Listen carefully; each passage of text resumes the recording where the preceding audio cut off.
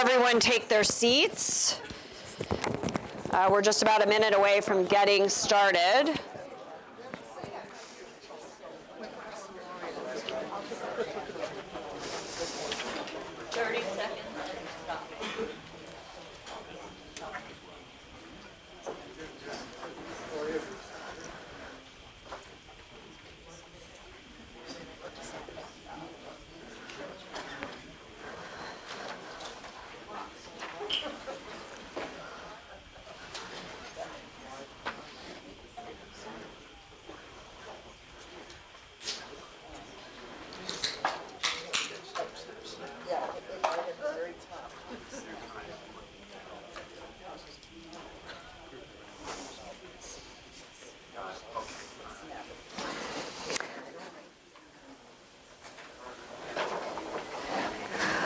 Okay, let's get underway. I know that we're videotaping and we want to keep this timely. So good morning, everyone. My name is Amy Reesner. I'm an attorney downtown Cedar Rapids at Lynch, Dallas, and I'm also a member of the League of Women Voters of Lynn County. The League is a nonprofit volunteer organization which neither supports nor opposes any candidate or political party. The League encourages citizen participation in government, and it's open to anyone 16 years and older. Do we have any 16-year-olds in here? No? Okay. They're still sleeping, probably.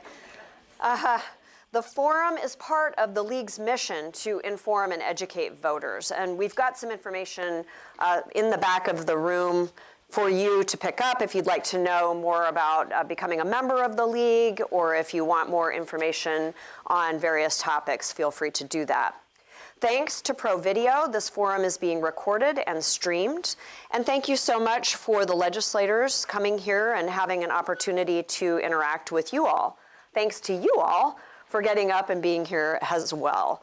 So you can see who we've got here, and we'll walk through and have an opening with everyone in just a moment. But unfortunately, Thomas Gerhold had a conflict, Cindy Golden declined, and I think Ms. Wilson is not feeling well. So we'll move on. How this works is that the legislators will each share 2 minutes of an opening topic, whatever is important to them for the legislative session. You are encouraged to submit questions, and there were note cards here for you to take, and pens and pencils. If you want someone to come by and pick up your note card for questions, just raise your hand and we'll have a volunteer do that. They're coming up here to me. To be clear, I'm not picking topics because of my own political views. I'm trying to group topics together and ask questions that make sense and kind of keep the forum flowing. So we'll try to cover as many topics as possible. We're going to have questions, answers. Answers are a minute and a half each, and we've got folks up here keeping time so that the legislators know when to end their comments. Please turn off your cell phones right now or put them on silent. Remain quiet throughout the forum. Let's be respectful to not only the participants in the audience, but also our legislators and me. All right, so let's get underway with that opening, and I'm just going to move down the line here, and we'll start with Senator Charlie McClintock. Charlie, there's a button on the bottom of it. Push and hold. 1.5 minutes. Oh, you want 1.5 and not 2? Yeah. Okay. Opening has been revised. You've lost 30 seconds. All right? Okay, and then we have technology. All right. All right, thank you. You're there. All right, Charlie McClintock. I'm with District 42. That's a newly created Senate district that covers most of rural Lynn County, kind of doglegs down and onto each side of the metro areas for Lynn County. And the vast majority of Benton County. There's just a couple little townships up in the northwest corner of Benton County that aren't included. So if you just think of rural Lynn County and Benton County, that's the district that it covers. So I do want to thank the League of Women Voters for inviting me. I appreciate it. We were having a short discussion with some of the other legislators before we started, and I said that there would be no way that I could organize town halls and pull people in so quickly other than the methods that we're already utilizing. I'll let the other legislators speak for themselves, but emails and phone calls and just the folks that I can get to in person is working, but the fact that you have this put together right before we're going to get into debate likely next week on important issues such as the school choice issue is just amazing. So I really appreciate you doing it, and I appreciate being invited and being here. And then just quickly, my committees that I sit on are agriculture, veteran affairs, the workforce or labor, as they call it in the Senate, state government, and my subcommittee is justice systems. So it kind of gives you a snapshot of what I do at the Senate. And I think that's about my 2 minutes. Thank you. Good morning, and thank you for everybody being here. This is a great group. I am Senator Molly Donahue, and I represent part of Cedar Rapids, part of Northeast Cedar Rapids, part of Southeast Cedar Rapids, and all of Marion. I have been representing Marion area in particular for the last 4 years, so that area is old home to me, and then I have the new area of the northeast side and the southeast side, so I'm glad to have you all along in my district and representing you. I am on the Education Committee. I am on Appropriations. I am on Health and Human Services, as well as Workforce Labor and the Health and Human Service Budget. I am the ranking member for Labor and for the Health and Human Service Budget. I have been very busy this last week with vouchers, as I am also on the subcommittee and the committee and getting ready to take this to the floor this coming week. And I thank everybody who has communicated with us to let us know how they feel about it. Thank you.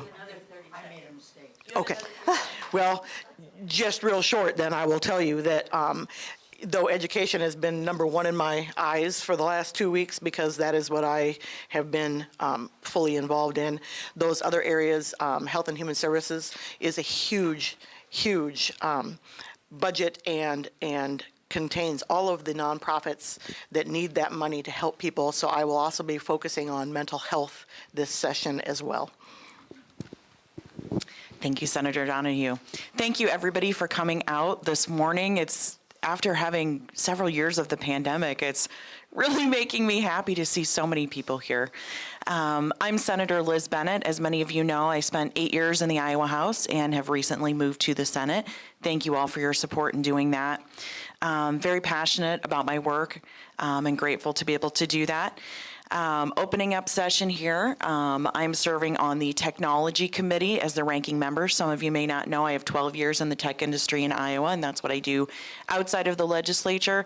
In that committee, we look at things like cybersecurity, data privacy, etc.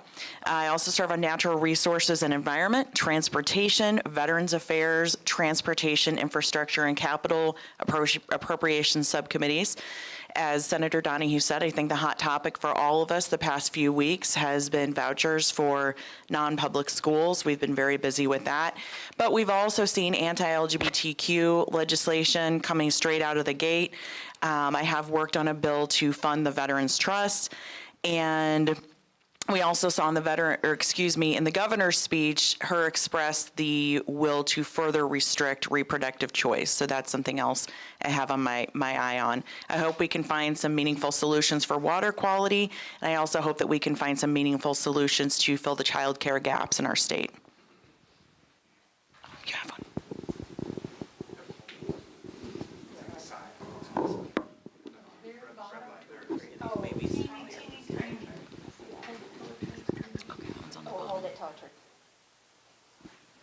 Okay, can you hear me?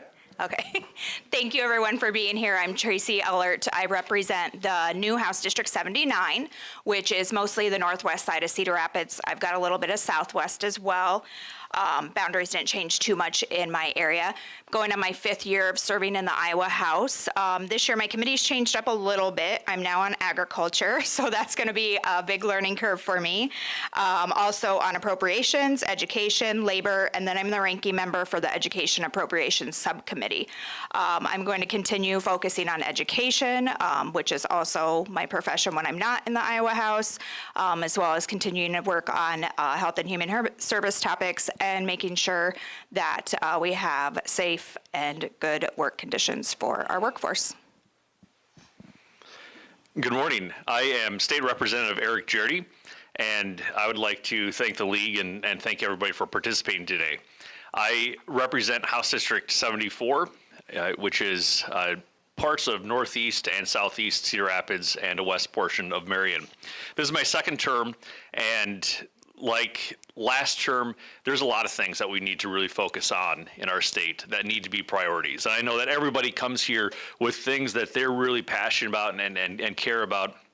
And I'll tell you that my list hasn't changed a lot. It probably has grown with my experience in the legislature through the experiences and through listening to folks.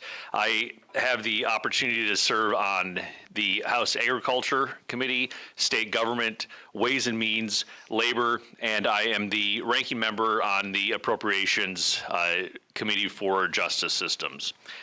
The priorities that I certainly have, like the folks up here have already mentioned, education is critically important. Access to childcare is something that I hear about all the time. Mental health and affordable housing is something that I see through my job that we need to address immediately, and then access to quality and affordable health care, and particularly we need to take a look at some environmental impact changes that we have to ensure that we have a place for our families and friends to live. Good morning. Thank you to the League of Women Voters for hosting us, and thanks for all of you for participating in this, in your democracy. And I see a lot of faces of people who have sent me emails and phone calls this week in reference to the vouchers. Really appreciate your input and hope that you continue to let your legislators know how you feel. I am representing Northeast Cedar Rapids, Hiawatha, and Robbins, and my committee assignments are Education, Education Budget Subcommittee, Natural Resources, Local Government, and Economic Growth and Technology. So it's been a very busy start. Had a lot of email and communication about this voucher bill, and I'm opposed, so you know that right up front. And I appreciate all the response that I'm getting, and I'll do what I can. That's taken up all of our time on the Education Committee this beginning of this session, and I think it's going to take up more. I think there's still hope that we can spend money on our public schools, more than 2.5% ESA. I look forward to working on that this next few weeks. Thank you. All right, good morning, ladies and gentlemen. Thank you to the League for inviting me and hosting. My name is Jeff Cooling. I'm a new state representative representing most of the southwest side of Cedar Rapids, so House District 77. Getting started, I've made it through 2 weeks now up in Des Moines, so here we are. It was a great first week, getting sworn in, having my family there, really seeing all the things that get going. I've never been up there for the first week, so hearing a lot of the conditions of, either the state, the judiciary, or the guard was very interesting and informative on the last two. From there, I did make a ranking member for the Labor Committee. I'm on the Transportation, State Government, Local Government, and then the Transportation, Infrastructure, and Capital Budget Subcommittee.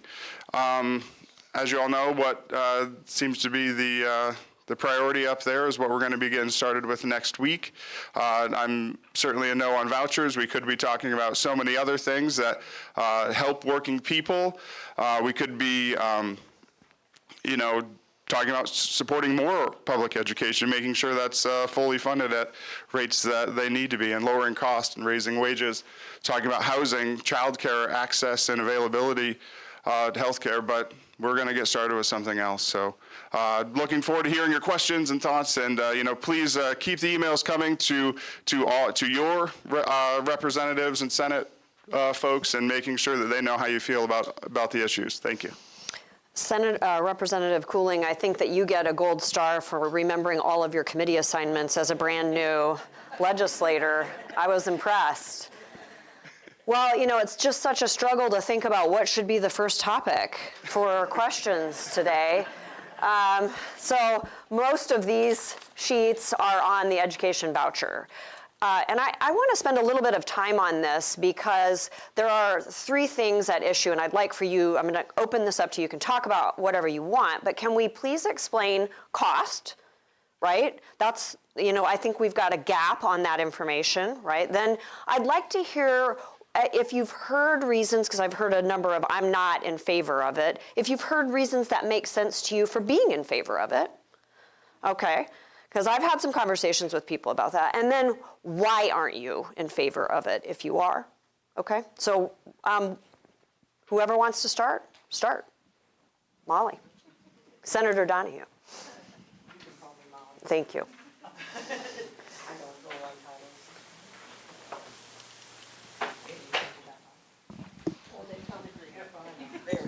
Sorry.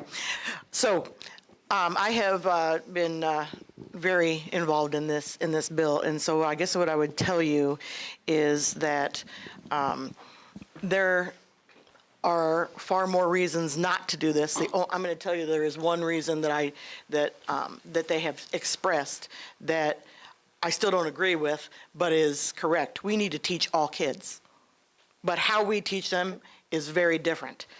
Parents have a choice. They have lots of choices here in Iowa, and our governor likes to say that it's parental choice, like they don't have it already. Now, rural Iowa may not have as much choice, but they do have some choices, particularly since we have online education now that they can also receive. They can do homeschooling. They may not have a lot of private schooling availability, but they do have choice. And in the urban areas, we have far more choices than that. We have alternative schools, traditional schools, private schools, religious private schools, homeschooling, magnet schools, charter schools. We have a lot. So we need to make sure that we are educating all students and making sure that it is fair to all students, because she is building a system that is unequitable. The public schools have not been given almost $1 billion over the last 6 years that she is now turning around and giving to private schools. There are 500,000 kids going to public school. There are 33,000 kids going to private schools. That's 66,000 parents who want this and 1 million who don't. Thank you, Senator Donahue. So first of all, I just want to say, I don't think any of us are anti private school. I understand that there are some families who would like their kids to have a faith-based education, and that is certainly their option. I myself attended Catholic school through 10th grade. That was something that my family chose based on my parents' religious beliefs. However, I very much needed to go into a different learning environment after 10th grade. So that is one of the reasons why I am so passionate about quality public schools, is because I was able to go to a strong quality public school. I was able to access appropriate college preparatory and AP classes in my public high school. So I am so glad that I did not grow up in a state where, because my parents sent me to a private school, funds were pulled from the relevant public school. So I don't think this is a public school versus private school thing at all. But in terms of the cost, year one, this is going to cost $107 million. Year two, estimated $156 million. Year three, $314 million. And year four and every year after, approximately $341 million. The other thing to know is that this is going to start kicking in when the prior tax cuts that were passed are also kicking in. So when we're talking about funding for schools, we talk about the dollars a lot. What we're really talking about are resources, class sizes, teachers, counselors, and mental health in our public schools, which serve the majority of our Iowa kids. So I don't think we should be supporting any proposals that are taking away the resources to do that. I'm not going to repeat any information that's already been shared, so I'm just going to keep on piggybacking off of their comments, although I do want to make one amendment to Senator Donahue's comment. I'm actually having a lot of private school parents write in support of public schools. So they're saying it's my choice, and even though it might be a budget issue in our household, we made this choice, and the majority of Iowans are sending their kids to public schools, and we want to support those. So it's not even everybody that sends them.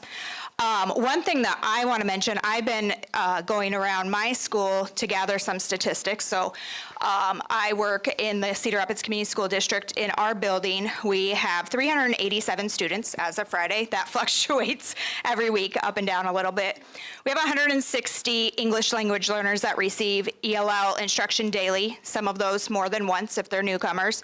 We have 182 students that are receiving title services daily, 6 students that are in our level 2 moderate intellectual disability classroom, 6 students that receive services in our autism classroom daily, 30 students that are on an IEP and receiving multi-categorical instruction daily, 40 students that receive weekly on-site mental health supports through our in-house tanager place staff. They have there'd be more, but their caseloads are full. This is over half of our population just in our school building that these vouchers would hurt. They wouldn't have that choice to go to a private school because the private schools wouldn't be able to serve them if they even accepted them. And then you're pulling money out of a district that then is going to make it harder for these students to get their services. And again, this is just one building within our school district. These aren't unique. We've got many schools that serve ELL, title, mod ID classrooms, and so on. So I just want to make that point. The area that I want to focus on this question, I had been a special education teacher in the state of Iowa for the past 20 years. And I've had about 22 students on my roster for the last 20 years. So, roughly 400 to 450 students that I've served. And like the rest of my colleagues, we welcome every single student that walks through our door, regardless of their situation. School choice, as the governor has put it, is literally that. Schools get to choose who they have in their building. Parents and students may not be able to choose because the school might say no. Both of my twin daughters have phonologic disorder and dyslexia and have IEPs themselves. They're hardworking, they're smart, but they have some special needs that maybe a school wouldn't want to serve, and therefore they may not have that choice. And so I think it's very important to make that distinction. The other thing that we need to look at is that private schools in Iowa cost between $2,500 a year and $15,000 a year, depending on which private school you're going to. The voucher is right now for next year $7,600. Not everybody could afford the excess amount. Well, part of the question was the cost. What's the cost? Well, we really don't know. The Legislative Services Agency has not done an estimate yet. We had estimate by Representative Grassley and the governor that it would be something like $351 million, I believe, in the third year. And we really don't know because this has been on a fast track. They set up a committee called the Education Reform Committee so that the bill would not have to go through the Education Committee with 21 members. The Rules Committee has recently passed a rule that it doesn't have to go to the Ways and Means or Appropriations Committees either. This is being fast-tracked without the scrutiny that you would have in the normal budget process. So we really don't know. There's supposed to be a fiscal note on Monday, what it might cost. So if you just take the governor's estimate of around $340 to $350 million in the third year, and the flat tax, which will reduce the income in the state by over $600 million, we're talking something close to $1 billion in 4 years, so it'll be a hole in the budget. So what gets cut? $1 billion worth of other programs and so on, including education. It's just something to think about. Well, it's not a great spot for me to follow 3 teachers immediately and educators as an electrician, but it's exactly what they said. And to kind of build on Art's point, that $1 billion, that's within 3 to 4 years. That isn't going to public education system, and the voucher system will be paid first. $7,600 per student times approximately 42,000 students is what we're getting on from the speaker's estimate in the House. So that gets paid first. They're not growing the pie. They're not increasing the education budget to cover that. It comes out of that first, and then public schools get what's left over. So it's another reason I'm against it. I'm fully against it. I can't see this working for us. I'm not against public schools. That's not where I'm at. I've had a lot of people in my district, I've had many people reach out to me that do send their kids to public school that are on both sides of this. So the ones that are on the for side, it's obviously budget issues and that, but majority of people that are reaching out to me are against, and taking all of those individual stories into consideration. It just doesn't make financial sense for our state to go into this endeavor. There hasn't been any other state that's showing wide success with this yet. It's too new. We would be state number 9 if we did this. So I just don't think it's something we want to jump onto right away and change our whole education structure in our state for our young people. You want to go, Todd? It'll loop back. Oh, did Charlie not go? Okay, sorry.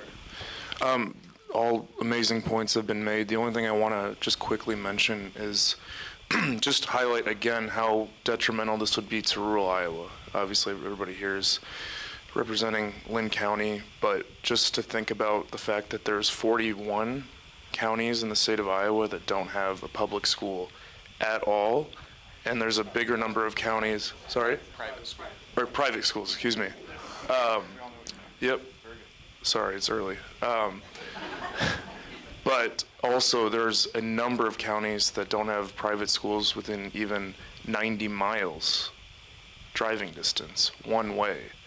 That's insane. So when you think about it, and when I'm talking to people about this bill, the fact that people in rural Iowa, we've already seen the devastation of rural Iowa over the past couple of decades, to think that people's tax dollars are going to be sent away for wealthy kids in Des Moines and Cedar Rapids and Iowa City to go to private school, nobody that I've talked to really thinks that that's fair or right. Nobody's saying, like a bunch of the speakers have said, that private schools aren't the right option for some families and some kids that want something a little bit different. But should our tax dollars, especially our rural tax dollars, be going to help wealthy kids go to private institutions and underfund our public education system even more than the Republicans have done over the past decade? Most people that I've talked to don't agree with that and don't think that's the right way to go forward. So we can loop back down to Todd and then Senator McClintock, however you two would like to operate. Well, Todd Taylor, State Senator, I apologize for being late. I actually thought I was 10 minutes early. I'm 20 minutes late. 20 minutes late. I apologize. Yes. Vouchers bill is what I'm picking up. We're talking about. Kind of the bad news is it's going to pass. It'll probably pass and become law before we get a chance to meet again. Just put it out there.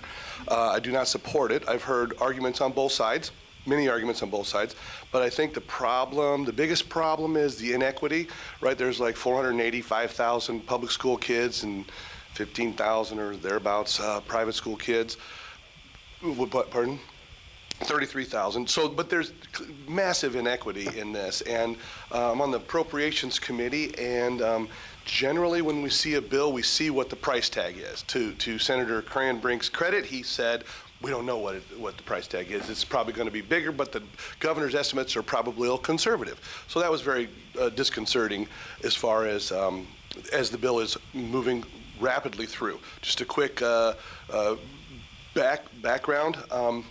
The governor's state of the state, she said collective bargaining changes were awesome, and that was in 2017. This is the exact same fast track type thing, House File 1, I think it is, or it's going to change the number, but it's their first priority, and the number changes through the process, but it's not helpful. So, thank you. Senator McClintock? Yeah, I think I'm on here. So your question about the costs and then why people, what we're hearing from people. So the governor's bill estimates $106.9 million in the first year. Again, these are her estimates. And then $313.9 million by the third year. And I agree with Art, those numbers could go up or down, but those are the estimates for the cost. Those seem like considerable numbers, but if you take a look at the about 53%, depending on how you break it down with regents or whatever of the budget is for education. So if you, depending again how you look at the numbers and how you break it down, if you look at the total number of dollars spent on education, billions are going to be spent on education over the next 3 years for public schools. So it depends. I'm giving you both sides of the story here. So what do I hear from people? Well, people that are in favor of the vouchers tell me stories of how their children are in public schools and an incident occurs or something that they don't agree with within the school. They take the argument to administration. They can't get what they need. And they say, I don't want to put up with that, and so I want to pull my kid out and put them into either homeschooling or private schooling. And they see this as an option that's good for them. And they're passionate about it. That's what they want to do. On the flip side of that, with just as much passion, I hear a lot from people that don't want to see their public schools, downgraded or underfunded or anything like that. And one of the biggest arguments is, I'll be quick here, one of the biggest arguments is that when they continually are told we can't get what we need, right, out of the public school system, and that is the actual argument made on paper that you just can't get what you need out of the public school system, and then year after year they go to the legislature and say we need more money, and they get told this is all you can get. It's the hypocrisy of that, and it really upsets people. Either give us what we need, or fund us properly, or don't tell us that we can't get what we need out of the public school system when this is a better option. Thank you. I'm sorry for going over. No, you're fine. And just last question for you, since you're sitting right here and I can put you on the spotlight. I'll cut it short so equal out the time. Well, are you in favor or opposed, or are you still thinking? Okay, so anyone that knows me from years ago knows that I ran on 3 principles as a legislator, and this is the best answer you're going to get out of me today, by the way, is that I would vote the district, and then if the district was indifferent to it, I would vote the way I wanted to as a member of that district on behalf of the district, and then I would vote with my caucus. And I can tell you that the jury is still out here. We are categorizing, collecting all the data, that is phone calls, the people I talk to, and the emails, and putting them, myself and my clerk, into 2 categories and looking at it. And the emails are not as simple as just saying plus or minus, okay, on positive or against for the system, because I have to read every one of them, answer them, and determine whether or not the person is within the district when they put that information down. And it's not as simple as yes or no off the title, because you have to go through and look at it closely to determine where that person is at on that issue. So I don't know what everybody else is getting. I've had up to 100, 150 maybe in one day that I'm reviewing. This is a major, major issue. So I don't have an answer today. But I will promise you, as I've always done, I will vote the will of the people of the District 42. Thank you. Let's stay with education. Taken a number of questions on curriculum and concerns about curriculum and being legislated, essentially, especially with respect to gender identity, sex education, et cetera. So we can start wherever you want. Maybe down at the end, because we haven't had a whole lot of opportunity to hear from you, Representative Sheets, and talk a little bit about how you're feeling about the curriculum aspect that's being discussed at the State House regarding those topics. Is it on? So, obviously, the main focus in the first week has been this really terrible voucher bill that the governor has proposed, but some of the stuff that slipped through the cracks has included some really anti-LGBTQ legislation that the Republicans have proposed. We have almost a copy of what Florida passed last year, the Don't Say Gay bill, that would restrict teaching kids in our public schools about people who identify in the LGBTQ plus community. So there are a ton of bills that, vouchers are taking the focus, and that's going to be the main focus at the beginning of this week. But once that's dealt with in the legislature, I think a lot of these other really mean-spirited bills that the Republicans have put forward are going to come to the forefront. On one positive note, before I pass this over, there was a really good bipartisan bill that passed out of a subcommittee that I'm on that Senator Liz Bennett championed a couple of years ago, or over the past couple of years, which was the Gay and Trans Panic Defense Bill. And out of subcommittee unanimously, it passed to say that people cannot use the fact that they learn that somebody is a member of the LGBTQ plus community as a defense to physically harm them. it was crazy and shocking for me to learn that that was a loophole in Iowa code. But thankfully, I know at least on the House side, we have pretty much unanimous support again this year to pass that out. And so hopefully that's some good news in terms of that kind of legislation. All right, like Representative Sheets said, you know, the voucher bill is definitely on the forefront. It's what we've been talking about all the time and up there in caucus and with other members. So these other ones, I think they're HF8 and HF9 that are rolling through the House right now is something that, you know, it's definitely on my radar and I'm kind of watching to see where those go. I haven't seen much movement on them yet. I don't know, besides being assigned to a committee, I don't think any subs have gone yet. So, you know, just those are kind of the two in the House that I know off the top of my head to keep an eye on. So, Just wanted to add to what they have both said, that House File 8 and House File 9, they've been assigned to subcommittees, but the subcommittees have not yet met. So I'm in opposition to both of those bills. I'd like to take my 90 seconds just to add a little bit of transparency on what happens at the Capitol. And so when we want to draft a piece of legislation, we come up with an idea, we send it off to the Legislative Services Agency, who puts it into the legalese and in the form of Iowa code. Then we submit it, the clerk reads it in, and then it goes to the chair of the committee, which then may or may not assign it as subcommittee. As a minority party, we get our bills read in on the floor, but often they don't ever get a subcommittee. So you can see what a lot of priorities are by the bills and the legislation that you're hearing about. We are addressing private school funding before we're addressing public school funding. We are addressing school curriculum before we're addressing housing issues, before we're addressing mental health issues, before we're addressing childcare issues. And that's not because of the minority party and the issues that we're promoting. It's because the legislation that we put forth doesn't see a subcommittee. And so the legislation that you're seeing right now is the priorities of the majority party, and your voice and our work has to change those priorities if we want to make Iowa a great place to live, work, and play. That was a little bit like a Schoolhouse Rock video, but not as fun, not as catchy. I just want to add that I also am not in favor of those two bills. And also, I did not write down the bill number, but what we called last year, I don't know if it'll be titled the same thing this year, the teacher transparency bill, or my caucus on ed like to call it the public school targeting teacher bill, the one that wants everything published online, pulling library books. That's back. I'm assigned to that again this year. So if something like that were to go through, families are already, and they already do in a lot of schools, have the opportunity to view the curriculum online. You always have the opportunity to talk to your teachers about what's being taught and what kinds of materials are in the school. So just a heads up that that's also back as well. So maybe just a 20,000-foot view on some of these things. I think that for some reason we're seeing that Florida is a big driver of some of our ideas in ALEC, American Legislative Exchange Council.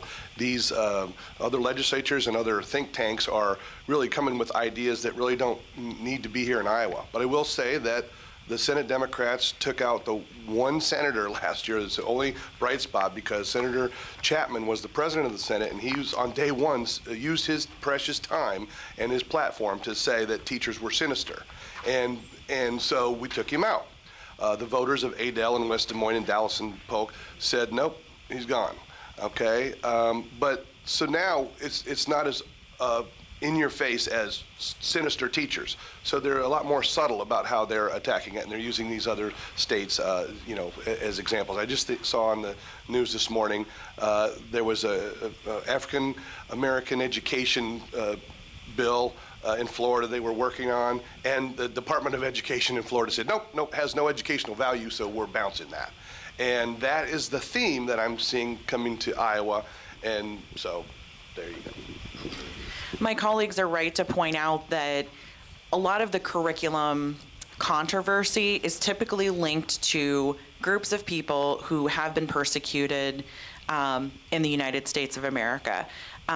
one thing to remember is that curriculum controversy is nothing new. Some of you may remember that books like The Grapes of Wrath, The Jungle, The Color Purple, The Catcher in the Rye have all been banned books at one time or another. But focusing on, for example, House File 8, quote unquote, Don't Say Gay, this is a bill that is so incredibly harmful to LGBTQ kids and LGBTQ families. Stating it as instruction makes it sound like we're having a lesson plan on being gay or lesbian or something like that. What this really looks like is for, let's say, a little kid who has two moms or two dads, or even older kids who may be understanding that they're, LGBTQ.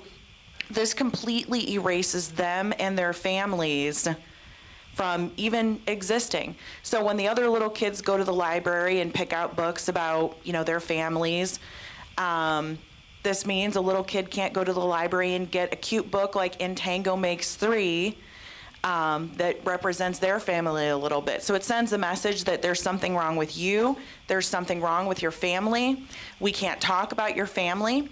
A teacher, for example, would have to consider whether or not, let's say one of the other kids says, well, why does John have two moms? A teacher would have to be afraid of even saying, well, some kids have two moms. Something as simple and innocuous as that. So this is a horrible bill, but it all goes down to groups of people who have been traditionally targeted and excluded from American life. Everybody's had great things to say, so I'll try to tack on to that. First off, who knows what kids need more than the local level? Why is the legislature talking about curriculum at all? We've already done the divisive topics. We know that the priority this year is for the privatized funding, but also the Don't Say Gay bill. And then there's also the Turn In a Trans bill, which as a teacher myself is extremely harmful, as well as Senator Bennett said about the other one. I have students who identify as trans. And I have students that I could not tell their parents that they are coming to school and being asked to be called a different name and coming to school and changing clothes because they would go home and get beat. This bill, in effect, is saying turn them in and let their parents deal with it however they want. That is not okay. We are, as teachers, we are required to turn in abuse, and I'm certainly not going to be part of it. So I guess they can throw me in jail for that one. But, the fact of the matter is that local control is important, and we need to give back the local control to our schools. They know what's best for the kids in their communities, and the legislature does not. And they need to stay out of curriculum. So I'm sure the bill is going to change in one form or another. We'll have to see what the final versions of those look like. Well, I believe that kids should go to school to learn the basics, reading, writing, science, and things like that. I don't believe that people should be restricted on speech, right? They ought to be able to have a basic conversation and things like that, as long as it's proper and not out of line. And just as much as I want to defend speech, I don't believe the flip side of that coin is I don't like compelled speech either. So you can't have it both ways. If you're going to let people have freedom of speech, don't also put compelled speech on people that you have to do this or you have to say this. We need to make sure we protect both of those. So that would be my take on it right now. We'll have to see what the final version looks like. And again, no matter what happens with legislation, remember it also has to meet a legal standard as well, which they could get into as well if they overstep. Thank you. Well, let's start down here, and it flagged for me a topic that someone has written on when you mentioned the books and library books. So someone is asking, what is the status of a bill penalizing libraries for having books that are deemed obscene or offensive by state legislators? You want to go back this way? Yeah, let's go back this way, because I think you're referring to a bill we passed last year. I was in the House at the time. That's the one. I don't want to call it ominous, but there was like 3 parts to that bill. One of which was restrictions on libraries for what material? Obscene? Yeah, it also included some stuff for teachers of what they had to post and things like that. Is that the bill you're referring to? Sounds like it. I voted for that bill. I didn't like everything in the bill, but it was all together, and we don't have a button that says only the parts I like. It's yes or no. And I was a yes on that bill. We were presented some of the material in schools statewide that was out there. It was filth, and it doesn't belong in our school systems. And again, you can have your opinion of whether it belongs there or not, but it just didn't belong there. And that was not only my opinion. I met with school administrators within my district, showed them the material, showed them where it was at, and it wasn't just me making an arbitrary decision. So it has no place in the school system. So again, that could change in the future. I may not always be in the legislature, and maybe somebody else will say it does belong there, but that's where I was at on it, and I think that's probably what you were looking for an answer. Thank you. Thank you. As Senator McClintock says, we don't have a, I like this part and don't like that part, but if there is any part that I don't like, it's a no. Because if there is a part in there that is damaging to our students, to our community, I cannot allow the other parts. That is where we need to make amendments, and unfortunately, as the minority party, we can throw out amendments all day long and they'll call them all germane, or they'll point of order us because of whatever reason. But the fact of the matter is that these materials weren't found obscene in my school district or around the area. I don't understand banning of books. We know what has happened in the past when books were banned. It's a controlling effort on what we are supposed to think and what we're supposed to see and say and do. And we need to have our freedoms. And for the Freedom Party to tell us that that's a freedom we don't get to have, I don't believe is fair or okay. We can't have it both ways. You get freedom on this, but I'm going to squash you on that. In our business, we need to make sure that the freedoms are there for all. Again, I think it's good to remember that books like The Color Purple, The Catcher in the Rye, and The Giver have all been controversial at one time or another, you know, and contain some things that some people, you know, are shocked by or would consider to be obscene. If I recall, I believe there's a definition of obscenity, which regards appealing to the prurient interests. That the content of such material exists solely to, you know, to excite in a certain way. I have not seen, you know, I wasn't in the meeting that you were in, et cetera, but I am always very cautious when we're talking about banning books. I think we've seen that happen other places, and a lot of times we don't like where that goes. So, you know, to go to the original question, I think we've established that that bill was passed, and it's not before us again this year, but I did not support it. Today is a technology deficit day. I have to hear what my voice sounds like recorded. Just checking the live stream. Well, it's working. So, thank you. All right. I don't have a lot to add. I'm not specifically familiar with these specific bills, but I do know that if someone wants to have access to something, they can get it, and it's probably not from the library. And our youngest just graduated last year, and apologize, I think some of these folks know more than I about Jefferson High School. I don't even think they have a librarian right now. So going to the library to get possibly bad books is not really a thing. But that's no reason to support this bill. I spoke a little bit earlier about the bill that came back this year about publishing curriculum and such. It has some of the book banning stuff in there. So at least in the House, it's back again. But I just want to say we have teacher librarians for a reason. They go through schooling to learn the processes of how to properly vet books, understand what can and can't go in their school. And then there's a district process of what to do if a parent questions one, whether that's just for their own student or, you know, if they want to have it removed. So this already exists. I'm not sure, again, why we're not just locally letting the librarians do their job and letting parents make the decisions for just their child rather than deciding for everybody. I think we need to take a look at like the origins of some of these bills too.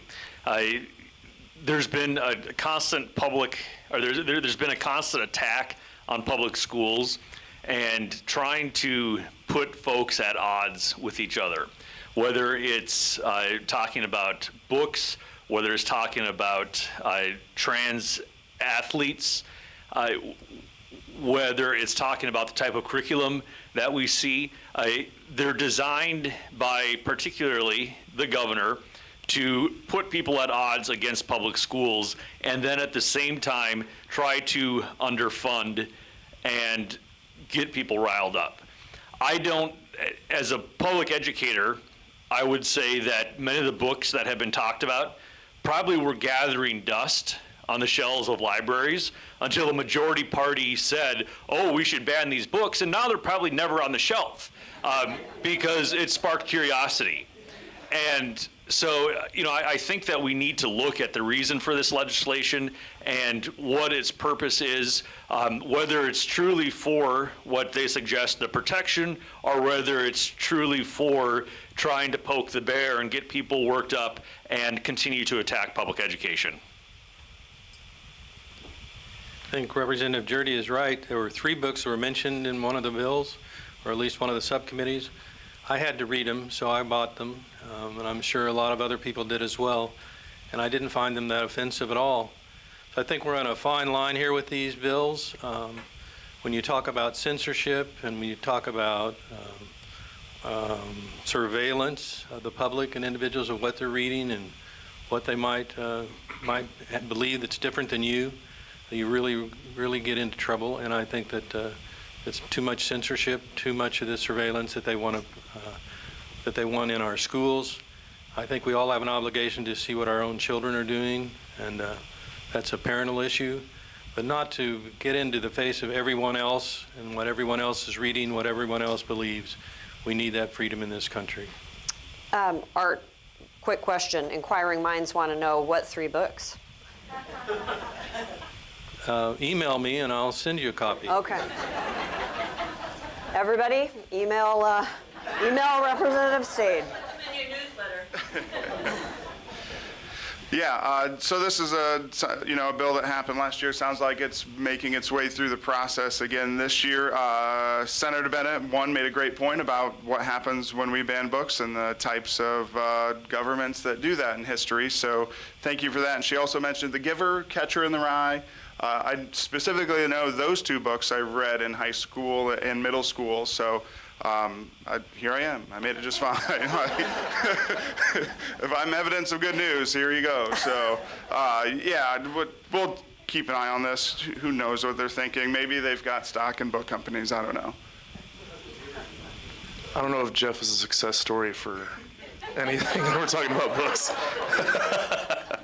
I agree with everything that's been said by my colleagues, so thanks. Okay.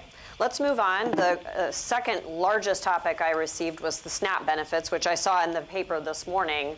And a lot of the questions are centered around help us understand what problem we're solving, I think is the upshot of the question. So why don't we go ahead and start back down this way? Oh, the short answer is there is no problem. This is an incredibly mean-spirited and terrible bill. So I was asked yesterday in an interview about other states that have designed legislation like this, and just a really quick update on what has been proposed. So the Republicans want to limit what resources people that receive SNAPs, what kind of food they can get. It would ban people from getting fresh meat in the state of Iowa, which is really interesting given the fact that we're a huge agricultural hub, and telling people they can't buy Iowa pork, beef, or chicken is pretty insane. But also, it would place an asset test on families, and it would say, even if you're a very working class or marginalized family and your family has 2 vehicles, you don't qualify for any benefits at all. It's insane. This bill is really terrible. And then there's another component, apart from the SNAP side in the same bill. This is H.R. 3, by the way. There's another component in this bill that says to people that are on Medicaid, so obviously some of the most socioeconomically marginalized people in our state, it tells them if you're not volunteering or working at least 20 hours a week, you don't get health care anymore. Republicans in other states have tried to pass this, and thankfully a lot of the courts in other states have said this is unconstitutional and you can't do this. But this just goes to show you, I mean, Speaker Grassley said in an interview yesterday that the SNAP program is going to help us spend money more efficiently. These are all federal dollars. The state isn't paying a dime for this to help working people. Remember, this is after COVID and after 40-year record high inflation. This is an incredibly mean-spirited bill, and I really hope this goes nowhere in the state legislature. Yeah, like Representative Sheets said, what a crazy thing to do to limit your intake of Iowa goods, you know, with those federal dollars. So it's another thing that's out there. It shows you the priority of the majority party. Again, we could be talking about so many other things that do good for Iowans, but here we are on just another thing, another solution in search of a problem that really doesn't exist. So. I think Representative Sheets said it all. It's a mean-spirited, mean bill. I wanted to thank the Gazette for their article covering it this morning. They did a very good job on that, I think, and bringing that to the public's attention. Yep, I agree. I certainly would not support any legislation like that. And, you know, we passed legislation last year in the state promoting Iowa goods, promoting local farmers, and this, you know, this kind of wipes that away. And so, you know, it's not good for Iowa. It's not good for Iowans, and I will not support it. So I was a previous SNAP recipient, and not that long ago. There's already a shame and stigmatism that comes with that. And seeing bills like this just makes me hurt for people that are on it. And I think about, you know, the reason I had to do it is because I had children. I just find this as a punishment to children, especially we have a lot of elderly that receive SNAP benefits. It just seems like a punishment. But one thing I want to point out, I saw on Twitter yesterday, one of our majority party legislators said that this bill's fear-mongering and that the bill aligns SNAP requirements with WIC. I'm reading it right off so I don't misquote it. WIC is a completely different program. It should not be aligned with SNAP. I don't know if people have caught that. They're for two different age groups of children, two different programs, not the same thing. So I definitely question that as well. Similar to what Representative Jurdy said about the plan for, well, basically what you said was they're trying to downgrade public schools, right? Well, here they're trying to downgrade any kind of public assistance, and they're going to try to weaponize food, and they're going to shame people on food, and then they're also conflating federal dollars with the whole concept of these are entitlements. The speaker's quote was something like, well, these entitlement programs are growing so big and so fast, it's basically cutting into our discretionary spending. Well, that might be an issue we would want to look at if we were actually funding the state's priorities, not just a narrow band of priorities. So when I heard this, I'm like, okay, yeah, there's a bill. It comes up every now and then. And then I heard the speaker was behind it, and I'm like, my heart sunk. I'm like, oh, he's out there instead of just one of his members. He's the leader of his chamber, and they're going to push this through, and they're going to conflate the issues with the federal, the dollars, food shaming, and this is Iowa. This is the breadbasket of the world, so it's particularly mean-spirited. Yep, I'll take this one. You know, I think that this is another one of these bills that attempts to speak to this specter that is out there in the public. You know, we're getting people upset that there's some kind of agenda against the children. You know, we're getting people upset that, you know, people who need assistance are somehow doing something wrong. You know, so we're going to cut back on them and we're going to do something punitive to them.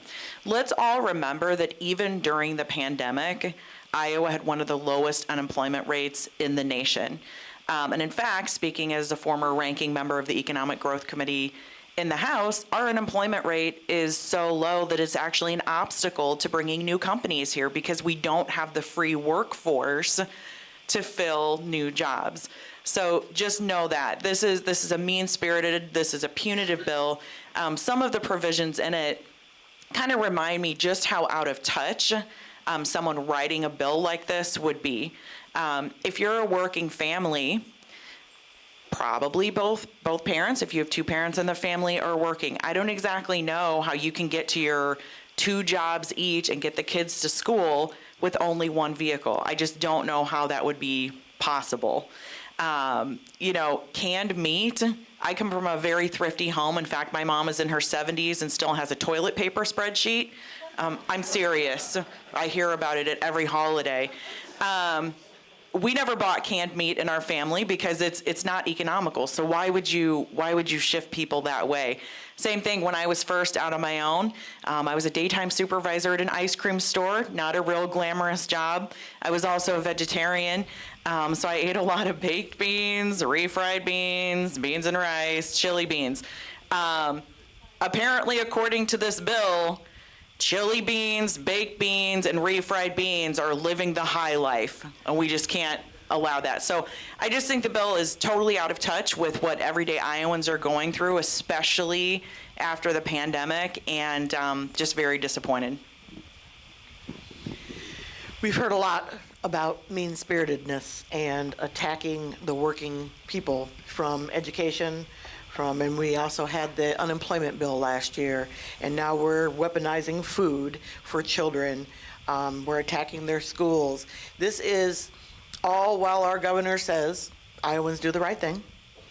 And on the flip side, we're going to get Iowans back to work. So if we force them to have no food, they're going to go work harder, work more. I know so many families who are already doing 2 and 3 jobs, and they still need assistance because we have such low-wage positions available in this state. Our governor should be looking at helping make sure that we have better wages for our families so that maybe they wouldn't need to have these systems. But until that happens, we need to quit weaponizing those systems, those public systems, and make sure that our people all have everything that they need to have to be successful. And those children, how are they supposed to go to public school and not eat all day if they don't have the money for food? We need to make sure our kids are successful from birth until they're in the workforce and beyond. We shouldn't be just looking at one sector of people and another and marginalizing groups of people because of what our own government has done by not providing them what they need. So from unemployment to SNAP to education, it's all abusive to the working people in Iowa, and she wonders why she doesn't have a workforce. I think we were over there a little bit. I'll be short on this.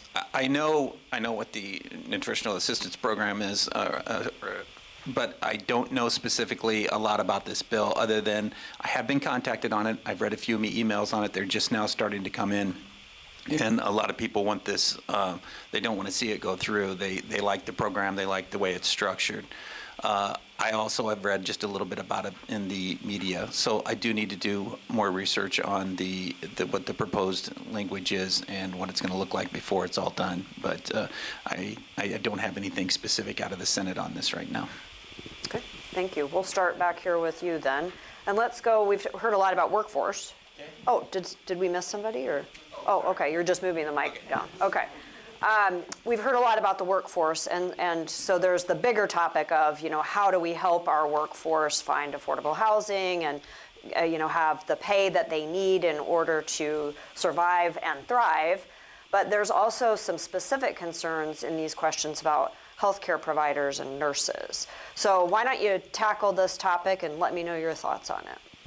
Okay, so I am the Vice Chair of Labor Workforce in the Senate. You will see some initiatives come out in workforce this year, various bills that are going to come up to try to address some of this. I totally agree that all these items are tied together, right? So what keeps a good workforce in a community thriving it's not only jobs, it's also the availability of childcare and also housing. Everything is tied together. So if you don't have good housing and availability of it, the people are not going to stay within the areas. They're not going to thrive as a community and with their families. Most people, not all, but most people, look at housing as when they see that their kids grow up or they want to stay in the area, they want to be together for their holidays. And if you don't have that available, they're going to tend to move out. Education is also another big piece of that. So when we support our school systems and our regents and our community colleges, they'll be able to go to college and be able to stay in the area, especially for the community colleges. So every bit of it is tied together. So I don't want to get it tied down to one specific bill in the labor force. All of us need to be watching each one of those committees and each one of those bills, because they are all tied in together to keeping our families and our workforce in Iowa and filling those positions. So that responsibility is on us and working together, all of us together, to be able to make that work as one system. So thank you. Can you repeat that question? It had something to do with healthcare, I heard. Well, partly was workforce, just overall big picture, but some folks were asking questions about, how do we specifically support that healthcare sector, i.e. nursing? I mean, that's a big topic. So we have a lot of areas in Iowa that are essential workers, and they were considered essential workers during COVID, and they are lacking. So we have nurses, shortage of nurses. We have a shortage of teachers. But right now, because of the way Iowa has developed their legislation and some of the rules that have been put into place over the last couple of years, we have a shortage in almost every single area today. It's not just the essential workers anymore. We're losing workers everywhere. It is important that we have healthcare workers. We need to make sure that we have different programs in place that help them pay for their college so that they can come here and work. We need to promote these positions, make sure they're getting good wages so that they want to be here. When a traveling nurse makes almost twice as much as a nurse who's working at Mercy Hospital or any other hospital in the state of Iowa, how do you keep nurses? Why wouldn't you be a traveling nurse? You're going to go where you can make more money and survive, right? So we need to make sure that we're paying the nurses and the staffs in not just the hospitals, but everywhere, to make sure that we can keep the workers here. And I will tack on to what Charlie said, everything is tied together. And I will tell you right now, we can't bring in good businesses if we don't have great public schools, because who do they want working for them? Unskilled or skilled workers? They want skilled workers, and if we aren't the best, then they don't need to be here, because they're going to go find the best workers. Yep, absolutely. And I'll speak to this as a younger professional, somebody working in the tech industry in Iowa. I can tell you that one of the things that's not helping keep our students here, not helping keep folks who have been trained for an occupation here, is the hostile environment in the state. Iowa has developed a reputation as not a welcoming state. I can tell you that in the companies I've worked for, when we talk to people about moving to Iowa, you do a quick Google search about a place to try to learn about it. And when some of the top hits are about sinister teachers, anti-LGBTQ legislation, that's not really attractive to people who are looking at places like Denver or Austin or Minneapolis. We need to turn Iowa's reputation around and be a welcoming, inclusive state. That's number one. Number two, for a long time, Iowa has lower wages and salaries than surrounding Midwestern states, even when adjusted for cost of living. That's an issue.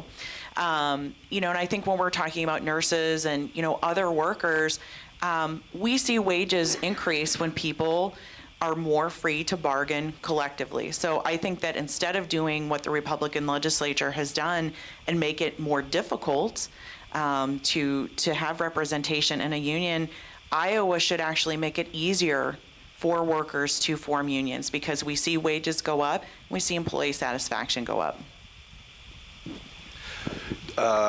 Definitely. I think the problem is the governor's problem, and her attempts to solve that are wrong-headed. But let me clarify that, because I'm not just anti everything that she's talking about, everything that she's doing, because it's a workforce problem, healthcare problem, housing, childcare.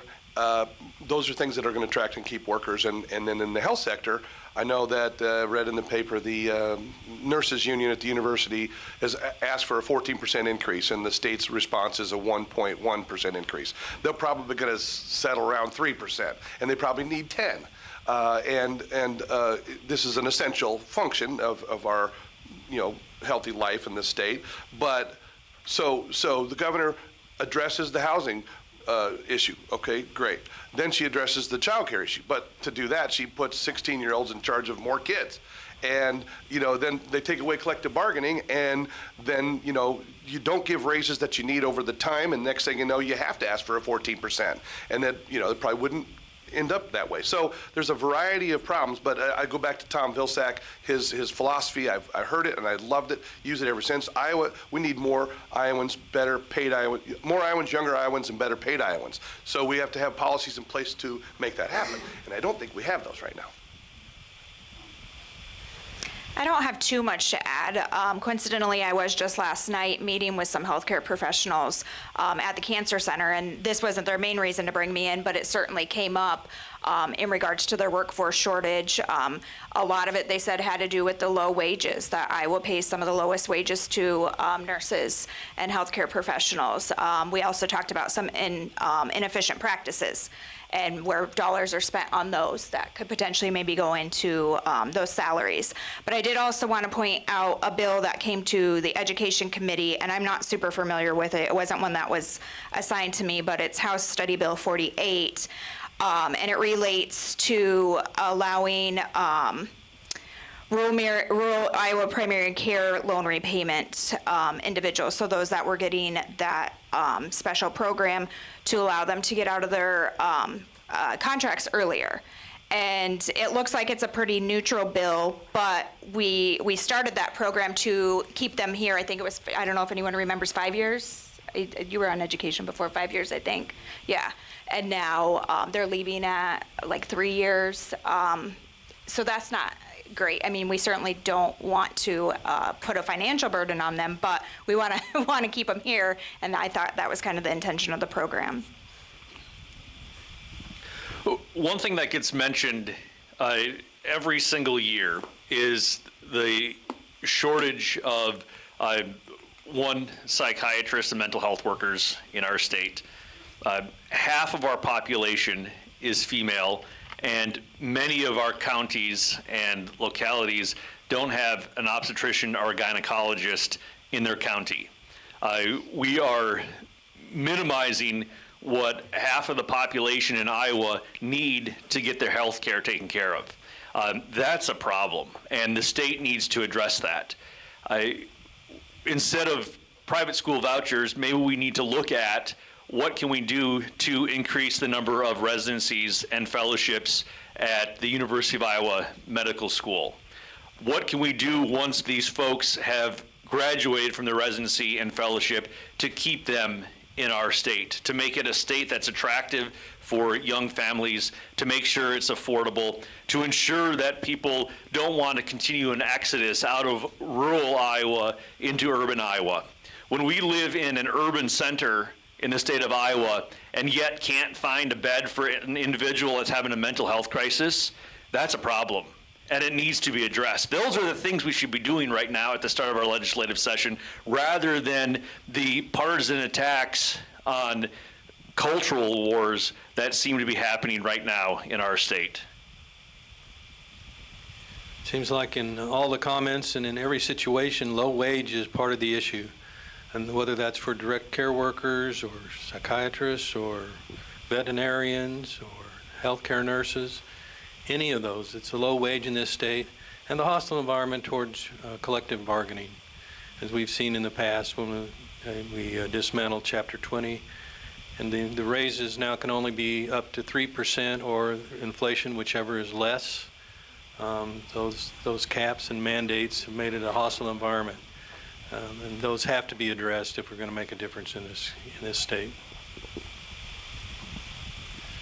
Yeah. keeping and growing the workforce, Senator McClintock, I believe, is the one who touched on how they're all related. Everything is related, the housing, the child care, the jobs. I'm a union electrician by trade. Fortunately, my wife is also a member of the same local union, both have a pretty good paying job with benefits and everything like that. 2 kids, and child care was our largest bill, by far. Larger than the house payment, larger than the cars, and thankfully we had good jobs, because I don't know how we would have done it without that. And there are so many people that aren't in our fortunate situation to be able to do that, and they're just not being talked about at the State House. There's no solution being put forth there. Letting 16-year-olds cover classrooms that should be in school themselves, because that's when my kids are at daycare, when I'm at work during the day. So that's not a solution either. We need to talk about all of those things, and raising wages is one of it, because I know when you have a good job, you can go out there and get to work and afford that daycare, where so many other families look at the cost-benefit analysis. It's pretty simple economics that you can figure out at your kitchen table. Can I afford to pay for daycare and go to work or not? And that's what a lot of families are facing. So that's the things that we need to be addressing. And yes, collective bargaining, bam, that's huge. We have rising wages. Everybody, rising tides rise all boats, and that's where it's at. So thanks. This is a really personal issue for me. I'm from Cedar Rapids. I was born and raised here. Probably 75 to 80% of the people that I grew up with have left Iowa, and probably most of them aren't coming back. And that's one of the biggest existential problems and threats that we're facing as a state right now. I'm incredibly happy to see that this is such a full room, and I appreciate you guys coming out on a Saturday morning, but I'm pretty sure I'm the youngest person in this room by a country mile. Hey, hold on just a second. The bigger point is that we need more young people engaged and invested in the future of this state. And to everybody's point that's already talked, when we threaten a woman's fundamental right to make her own healthcare decisions, when we have one of the lowest minimum wages in the country that hasn't been raised in 14 years, when we attack people who, are members of the LGBTQ community or have different gender identities, what are we saying to people about coming to this state or staying here, the people that grew up here? We have to do a better job, and we have to really think hard about the future of the state, not just today, but 10, 20, 30 years from now. If we want to keep growing as a state, we have to stop with this hateful and divisive rhetoric that we're hearing at the State House. Okay, I am going to wrap this up. We have a limited amount of time left. Before I ask my final question, I want to say thank you very much to all of you for being here and your thoughtful answers. Thank you all for your thoughtful questions. Thanks to Kirkwood for letting us use this facility, and thanks so much to Pro Video for their assistance. So last question, let's keep it, just because of the time, to 1 minute each, okay? And the last question is eminent domain and carbon capture pipelines, because that's a short topic. But let's focus on, do you support eminent domain for carbon capture pipelines or not? And if yes, why? If no, why? Go ahead and start. You really just left the best one for last. No, I do not support eminent domain for projects that aren't going to have a public benefit or public good. I really think that you should have to get people to sell their land voluntarily and not take it away for, private projects like this. So we'll see what kind of legislation comes up. We've heard that the Republicans might propose a 90% easement rule for the Iowa Utilities Board. We have yet to see what actual legislation is going to come up before we can say whether it would be a yes or no, but generally for this project, I do not support taking people's lands away involuntarily. Yeah, eminent domain, so, taking land from landowners, and especially this one on a private, for-profit company's project, taking that isn't right, okay? And that's where it's at. Landowner rights are really important to me. If everybody signs up and they want to do it, it's not really my place to tell them generally what to do with their land, So But to take it from somebody who doesn't want to do it, that's the issue here, and that's that allowing the state government to allow a private company to take their land and put what they want on it. That's not going to be okay with me. Eminent domain must be reserved for public benefit and must be very, very compelling. And this pipeline project, for private individuals, is questionable technology. It presents many, many hazards that aren't being addressed as well. So I am against eminent domain for private gain. I would concur that there would have to be an extremely compelling public interest for the use of eminent domain. I don't know that it's there for this. So I think that private property rights is extremely important that we need to preserve in our state. I believe in the landowner's rights. Those are important, so these should be voluntary sales. Absolutely the same thing. Eminent domain for public good, good. Private purpose, not so good. I don't support eminent domain for private gain. The other thing we need to understand about these types of pipelines is the environmental impact. There's the environmental impact of putting in the pipelines, as well as what happens when they leak. And it's not if they leak, it's going to be when they leak. I believe one of the original plans for this pipeline was actually going to run right underneath or right around a school area in Cedar Rapids. That's, college community, and that's not responsible. So anyway, long story short, I don't support it. Much like everyone else so far, I am against eminent domain being used for privatization. I think the key word here is private. Our governor is all about private and getting what they want. We need to make sure that when we're doing things that it is the good of all people, not private companies, not private individuals. Farmers have the right to their land. They purchase that land. They should not have to give up their land for somebody to make a profit off of them. It also damages, as she said, the environment, there's an environmental impact, but it damages their crops and what they can grow for many, many years, not just a couple years, but could be 10, 20 years before they actually got the same crop increases in that area. So there's a lot to be thought about on this, and not just the dangers, but it's also, again, a private thing. We need to make sure that our landowners get to keep their land if that's what they choose to do. We need to look at the total picture. This could be good for Iowa with some of the jobs and the overall picture with ethanol and some of the things. So we need to look at it closely. The real problem here is this the private use of it when it comes down to taking people's land, and that's wrong. I think Representative Jarity said it best. We need to have a very concrete, defined, compelling interest in this. And if you're not going to have that, then you're not going to have my support on eminent domain. All right, well, you showed me that wasn't the last question, obviously. I thought you were going to take way longer to discuss that. So let's go back down for the last question, and we'll start here with you, and we'll do, again, let's keep it to roughly a minute. And what is your position on the new death penalty bill introduced by Senator Zahn? No. Oh, boy. Heck no. No. Absolutely not. But I will say that the last time this was debated was 1995 or 1994, something like that. So for lots of reasons, it hasn't come up other than maybe a bill introduced. I think that there's going to be a discussion on it, and I don't support it, but I will be open to hear what the bill is. No. No. I hope it's dead on arrival.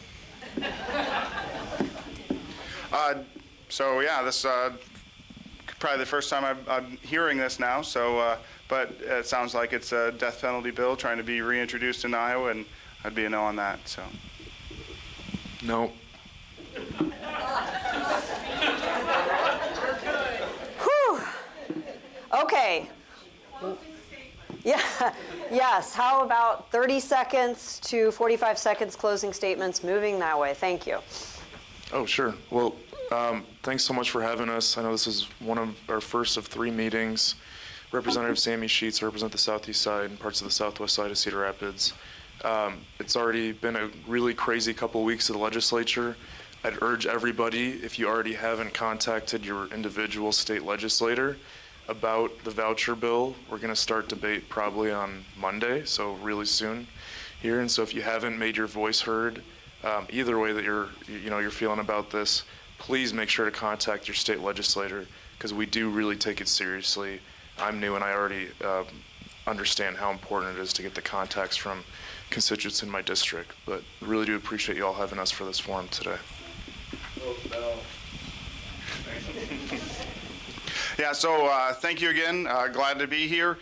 What we've talked about today are some pretty wild and crazy things, and that is the priority agenda for the majority party in Des Moines. We could be talking about so many other things: raising public school funding, lowering costs for families with childcare, housing, and health care, raising their wages.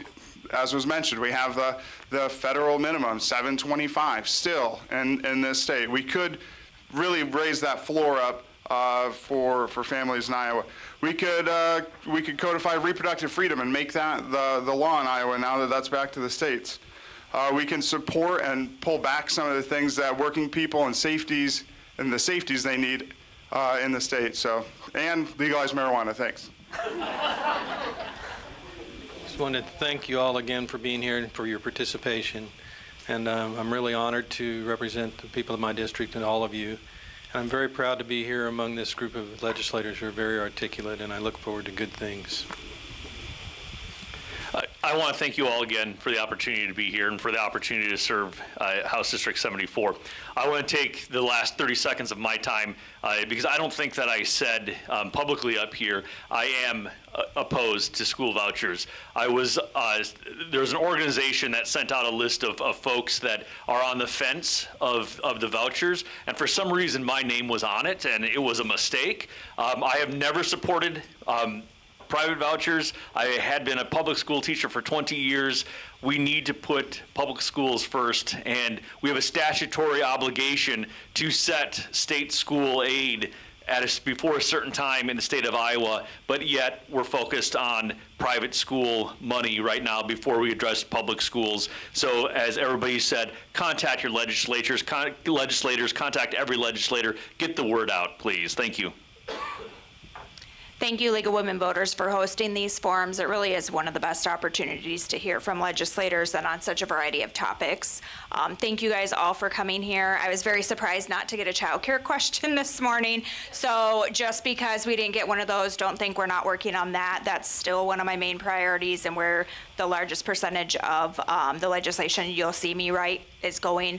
Have a lot of bills sitting on my desk that I'm just getting co-sponsors on right now, and then you'll be able to view them publicly. Sorry again for being late. I promise to stick around after if anybody wants to talk later. I'm really proud to be up here with this group of people, every one of them, and that makes me stronger, and I think it makes this community stronger, and I'm proud to be part of that. And thank you for the League for supporting this opportunity here. I'll tell you a couple positive things. Last week, 16 Senate Democrats introduced these 3 bills, and I'll go fast. Senate File 57, postpartum extension bill, continues Medicaid coverage for a full year following the pregnancy. Senate File 56, expands post-pregnancy expenses eligible for reimbursement under Medicaid. Senate File 62, expands child care assistance program, providing more support for working families. That kind of shows some priorities of our entire caucus, and just proud to be part of that. Thanks, Senator. Again, thank you to the League for providing us this opportunity to visit with the public. Thank you to everybody who came this morning. Also, thank you to some of my colleagues who really reminded us that when there is a vision, we can do really good things for the state and the priorities that I believe, and many of us believe, we should be focused on. Iowa still can be a leader in clean energy. Iowa can clean up our water. Iowa can fund our public schools and say to the nation what a great public school system can look like. We can figure out how to provide childcare. Now, these aren't easy things. These are things that will be a heavy lift, but that's, once again, why those should be our first priorities and not some of the crazy culture war stuff we're seeing going on right now. Thank you to the League of Women Voters for having this forum today and for everybody for coming. And I'm going to thank Charlie for coming too, because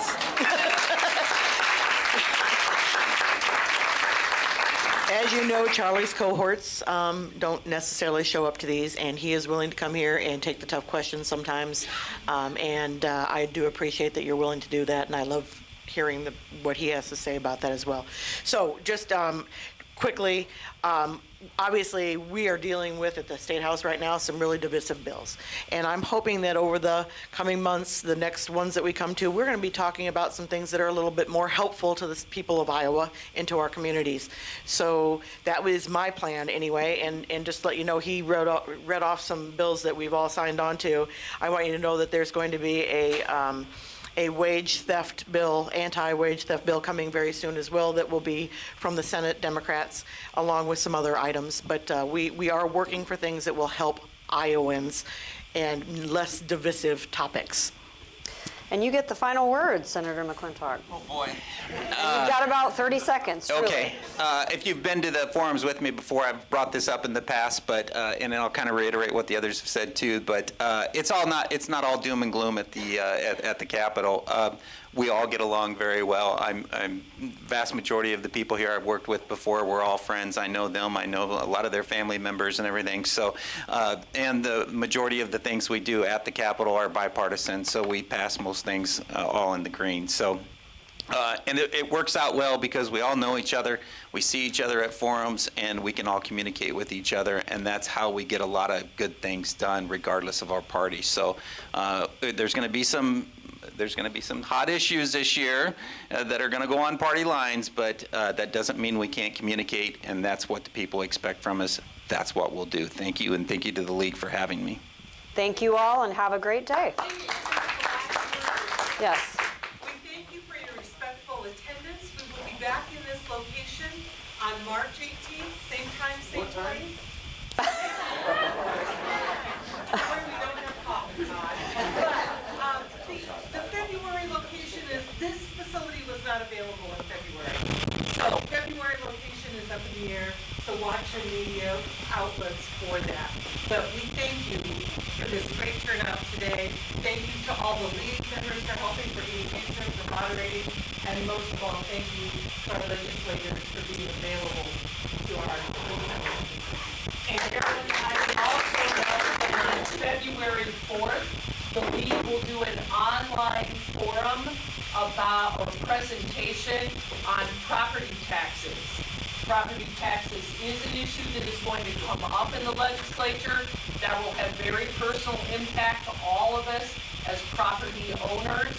I encourage you that information is just now beginning to go out. It is online, so I encourage you to take the opportunity to listen. February 4th. Yeah, I think we're done taping that. Okay. So not to take away from her February 4th, but Representative Wilson, Representative Jardy, and myself have our first town hall at Marion Library on the 4th from 9:15 to 10:30 for anybody who would like to attend. And that's a good idea for that February.